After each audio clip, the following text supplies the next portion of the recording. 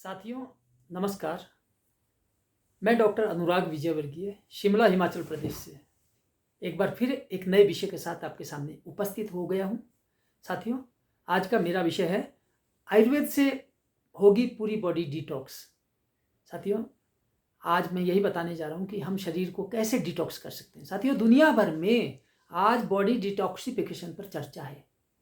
America और पाश्चात्य संस्कृति के वहाँ देशों में इस बात पर बहुत काम हो रहा है कि हम कैसे शरीर को डिटॉक्सिफाई करें। तो इसके लिए जो आयुर्वेद में जो तरीके बताएं वो बहुत आसान है और अद्भुत हैं, अचूक हैं। तो उनमें से मैं आपको निवेदन करना चाहूँगा कि आयुर्वेद में इसके लिए पंचकर्म बताया जाता है। अब पंचकर्म से क्या होता है कि पंचकर्म एक बहुत महंगा प्रक्रिया है। पंचकर्म का आप कराने के लिए आपको समय भी चाहिए और आपको इसमें बहुत काफ़ी समय और काफ़ी पैसे की आवश्यकता होती है। आज मैं इस वीडियो में आपको आयुर्वेद के उन तरीकों के बारे में बताना चाहता हूँ जिनको ऋषि महर्षियों का पूरा ज्ञान था और उनके द्वारा आप उनका अभ्यास करते हुए आप प्रतिदिन उनका पालन करते हुए आप शरीर को डिटॉक्सिफाई कर सकते हैं आसान तरीकों से। और ये सारे तरीके बहुत ही सस्ते हैं, बहुत ही आसान हैं। तो साथियों आज के इस क्रम में शरीर को डिटॉक्सिफाई करने या शरीर को निर्मल काया में परिवर्तित करने के लिए पहला तरीका मैं आपको बताऊं, उसमें है लंघन करना चाहिए। लंघन से अभिप्राय आयुर्वेद में कहा है कि चतुष्प्रकारा संशुद्धि पिपासा मारुत आतपौ पाचनानि उपवासस्य व्यायामश्चैति लंघनम। ये चरक संहिता। महर्षि चरक लिखते हैं कि ये इस प्रकार से आप लंघन कर सकते हैं। 4 प्रकार की शोधन विधियां हैं, प्यास और वायु और धूप में बैठना और पाचक औषधियों का सेवन करना और उपवास रखना। इन सारे तरीकों से आप लंघन कर सकते हैं। लंघन का सीधा अर्थ है जो शरीर में लघुता पैदा करे। लाघवम यत् शरीरस्य जनयत तच्च लंघनम, ऐसा लिखा हुआ है कि जो जिन प्रयोगों के द्वारा आपके शरीर में लघुता आए। लघुता कैसे आएगी? लघुता जब आएगी तो शरीर पहले डिटॉक्सिफाई होता है, तभी लघुता आती है। तो उपवास की महिमा बताई। एक लोक कहावत मुझे याद आ रही है, उन्होंने कहा कि जुर जाचक अरुपावना इनको यही उपाय, लंघन 3 कराए दो फिर कबहू नहीं आए। ये राजस्थानी कहावत है। उनका कहना है कि जुर यानी हल्का बुखार, पेशेंट आते हैं ना जिनको कहते हैं बुखार टेम्परेचर थर्मामीटर में नहीं आता है लेकिन बुखार बना हुआ रहता है, ऐसा लगता है कि जैसे तपिश है, बुखार है, दाहा है। तो बुखार, उसका इलाज क्या है? जुर, उसको जुर कहते हैं देसी भाषा में, जुर हल्का बुखार। जुर जाचक, जाचक कहते हैं भिखारी, और पावना मेहमान। इन 3 का एक ही उपाय है, इनको 3 समय खाना मत दो तो ये शिकायत दूर हो जाती है। आसान प्रयोग है, आप लंघन करिए, आपको शरीर डिटॉक्सिफाई होगी, आपके बुखार दूर होने लग जाएगा और ये आसान प्रयोग से आप ये इस तरह के लक्षणों से मुक्त हो जाएंगे पूरी तरह से। तो मुझे एक हकीम साहब की लाइन याद आ रही है। उनका कहना था कि हर साल मसल, हर माह में कै, हर हफ्ते फाका, हर दिन में। अर्थ बहुत सहज है, मैं आपको बता देता हूँ। हर साल मसल, उनका कहना था हकीम साहब का कि साल में एक बार जुलाब लीजिए, दस्तावर औषधि सेवन करिए, हरड़ लीजिए, त्रिफला लीजिए, पंचसकार चूर्ण लीजिए, कोई और शुद्धि चूर्ण लीजिए। हर साल मसल, हर माह में कै, महीने में एक बार वमन करिए, उल्टी करिए, पानी पी करके निकालिए महीने में एक बार। हर हफ्ते फाका, हफ्ते में एक बार व्रत रखना चाहिए। बुजुर्गों की बात है, अब हम भूल गए और हमें तब याद आता है जब जापान के चिकित्सा विज्ञानी इसी विषय पर कि उपवास रखने से हमारे कैंसर कोशिकाएं बढ़ने से रुक जाती हैं, तो उनको नोबेल पुरस्कार मिल जाता है। तब हमें भारतीय संस्कृति याद आती है कि तो हमारे बुजुर्ग बोलते ही थे कि हर हफ्ते फाका, हफ्ते में एक बार व्रत रखिए और हर दिन मैं का मतलब है आशा वरिष्ठों का सेवन करना।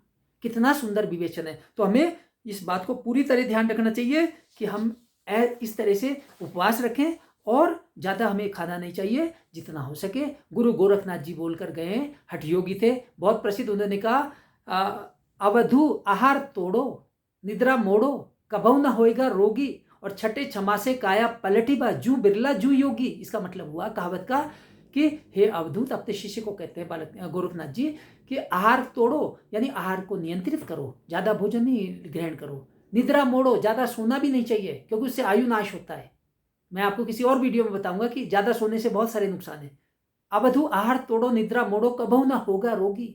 इतना करने से ही, आहार को तोड़ने से और नींद को मोड़ने से आप बीमार नहीं पड़ेंगे। और फिर अगली लाइन में बोलते हैं कि छठे क्षमा से काया पलटिबा, फिर भी यदि आपको लगता है बीमार हो सकते हैं तो 6-8 महीने में काया का शोधन कर लो। गजकरणी, वमन, ये सारी क्रियाएं शुद्धि करने के लिए। गजकरणी यह आनिए पिए पेट भर नीर, ताहि युक्ति सो काढ़िए रोग ना होत शरीर।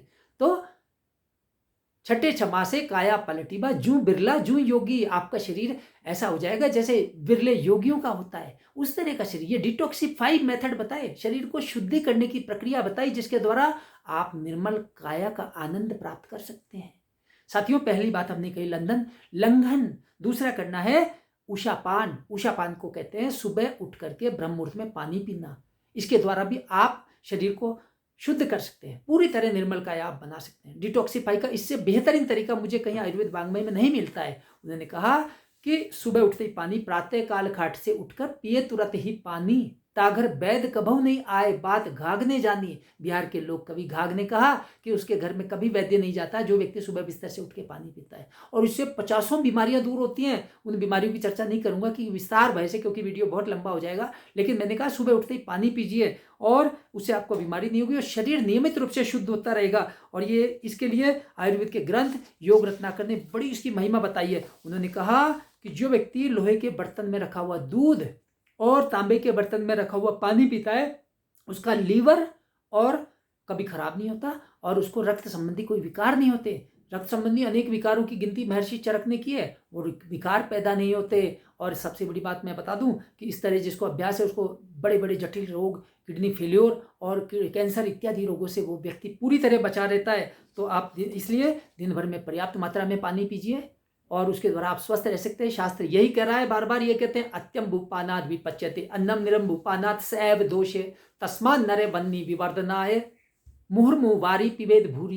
यानी पर्याप्त मात्रा में पानी पीते रहना चाहिए, दिन भर में बार बार पीते रहना चाहिए। और तीसरी बात अब मैं इसमें बताना चाहूँगा कि तीसरा आसान प्रयोग है शरीर को डिटॉक्सिफाई करने का, कि एक नुस्खा मैं कहावत बता रहा हूँ, आप लिख लीजिए, आपको याद रहेगा। आसान कहावत है, हरड़ बहेड़ा आंवला चौथी डाल गिलोय, पंचम जीरा डालकर निर्मल काया होए। ये आसान प्रयोग है शरीर को डिटॉक्सिफाई करने का। इससे बेहतरीन प्रयोग मैं सोच भी नहीं सकता। आयुर्वेद इतना सुंदर विवेचन करता है, इतना बड़ा रहस्य वो उद्घाटित करता है कि हरड़ बहेड़ा आंवला चौथी डाल गिलोय, बराबर मात्रा में ले लीजिए। हरड़ 50 ग्राम, बहेड़ा 50 ग्राम, आंवला 50 ग्राम और गिलोय 50 ग्राम, और इसमें जीरा डाल दीजिए 50 ग्राम। इसका चूर्ण बना करके आप सुबह शाम 1 से 3 ग्राम की मात्रा में इसको पानी के साथ कुछ दिन सेवन कीजिए, करके तो देखिए, शरीर निर्मल काया हो जाती है। वो बुजुर्ग ये कह रहे हैं। इसी प्रकार से हमारे ऋषियों ने एक बात बताई कि भोजन करने के बाद मूत्र त्याग जरूर करिए। भोजन के बाद मूत्र त्याग करिए, इससे एक तो किडनी हमेशा स्वस्थ रहती है, लंबे समय तक स्वस्थ बनी रहती है। खाना खाते ही मूत्र त्याग कीजिए और यूरिक एसिड नहीं बढ़ता है और गुर्दे में पथरियां नहीं बनती है, और साथ में भोजन शीघ्र पच जाता है और साथ में शरीर में हल्कापन आता है। साधारण प्रयोग है, इससे सुंदर प्रयोग नहीं हो सकता है, जीवन शैली से जुड़ा हुआ प्रयोग है। तो इसका प्रयोग हमें करना चाहिए। एक विशेष बात यह कि हमें रात्रि भोजन निषेध है।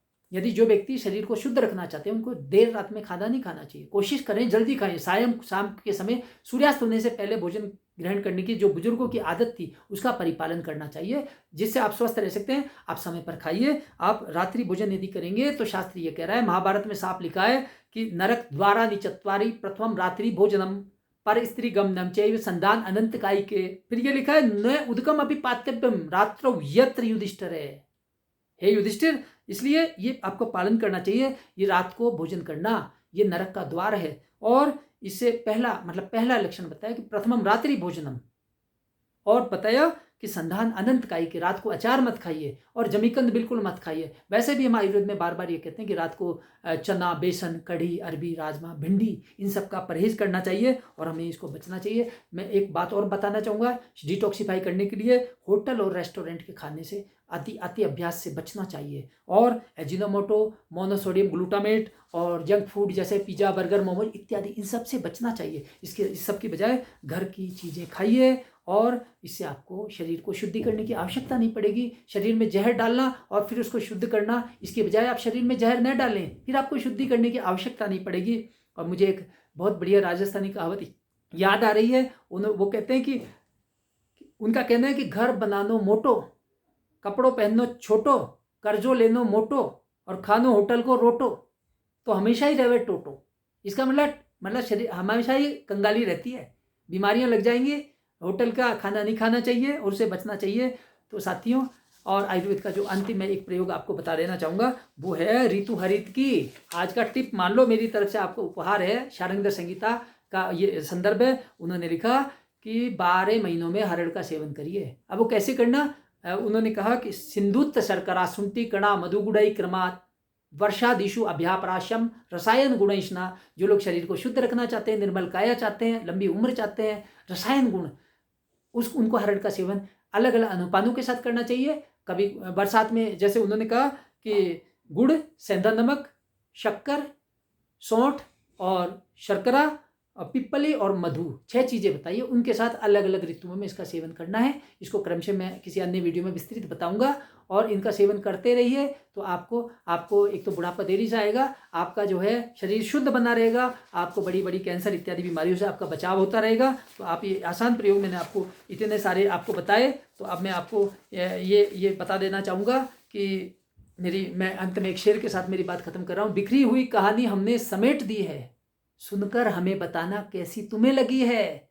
हमने ना शब्द बेचे ना कोई झूठ बोला, और बरसों से जो छुपा था उसका ही राज खोला। साथियों, आज का मेरा विषय मैं यहीं समेटता हूँ। और शरीर को डिटॉक्स करने के जो अचूक, प्रामाणिक और आसान नुस्खों के लिए आप मेरे द्वारा लिखित ये पुस्तक भी पढ़ सकते हैं। इसका नाम है आयुर्वेद संपूर्ण स्वास्थ्य का आधार। इसे महामहिम राष्ट्रपति महोदय के कर कमलों से राष्ट्रीय पुरस्कार से नवाजा गया। 2014 का इसको राष्ट्रीय पुरस्कार मिल चुका है। और आप इसको ऑनलाइन आपको इसको क्रय भी कर सकते हैं और घर में उपयोगी पुस्तक है और ये बेस्ट सेलिंग बुक है। मैं इसका लिंक भी यहाँ दे रहा हूँ। आपको याद दिला दूँ कि मेरे द्वारा लिखी गई 10 पुस्तकें देश और विदेश में लोकप्रियता के शिखरों पर हैं। साथियों, यह वीडियो यदि आपको अच्छा लगा तो आप इसे लाइक कर सकते हैं और मेरे चैनल को सब्सक्राइब कर सकते हैं। अगली बार फिर किसी अन्य विषय के साथ मैं फिर उपस्थित होऊंगा। धन्यवाद।